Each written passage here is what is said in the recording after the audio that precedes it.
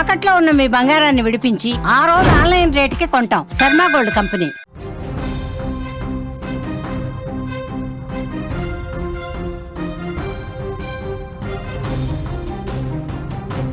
మహబూబాబాద్ జిల్లాలో రైలు ప్రమాదం చోటు చేసుకుంది. కేసముద్రం రైల్వే స్టేషన్లో ఆగి ఉన్న రైల్వే బోగి దగ్ధమైంది.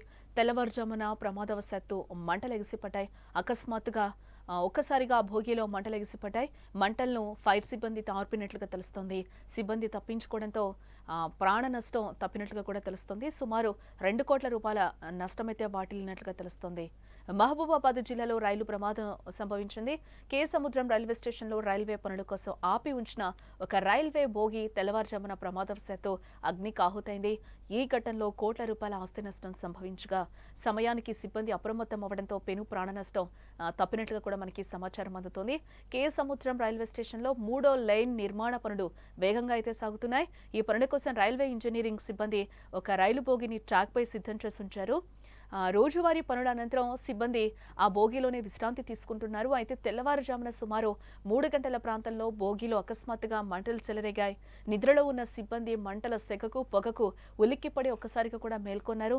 వెంటనే అప్రమత్తమై బోగిలో నుంచి బయటకు పరుగులు తీయడం జరిగింది. వాళ్ళు వేగంగా స్పందించకపోతే పరిస్థితి మరోలా ఉండేదని కూడా అంటున్నారు.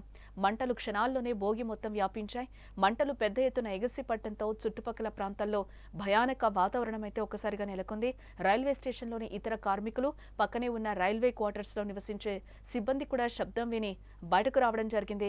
వారు కూడా ఈ ఘటనతో భయపడిపోయారు. అదృష్టవశాత్తు మంటలు ఇతర బోగిలకి వ్యాపించలేదు. ఈ ప్రమాదం కారణంగా సుమారు 2 కోట్ల రూపాయల విలువైన రైలు బోగి పూర్తిగా దగ్ధమైందని రైల్వే అధికారులు ప్రాథమికంగా అంచనా వేస్తున్నారు. ప్రమాదం గురించి సమాచారం అందుకున్న వెంటనే కేసముద్రం ఎస్ఐ మురళీధర్ రాజ్ అగ్నిమాపక సిబ్బందితో కలిసి సంఘటనా స్థలానికి చేరుకోవడం జరిగింది. మంటల తీవ్రత ఎక్కువగా ఉన్నప్పటికీ కూడా ఫైర్ సిబ్బంది తక్షణమే చర్యలు చేపట్టి వాటిని అదుపులోకి తీసుకురాగలిగారు. మంటలు ఆర్పిన తర్వాత పోలీసులు ఘటనపై విచారణ ప్రారంభించారు.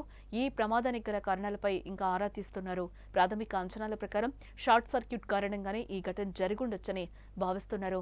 ఈ మేరకు కేసు నమోదు చేసి దర్యాప్తు కొనసాగిస్తున్నట్లుగా కూడా ఎస్ఐ మురళీధర్ రాజ్ తెలిపారు.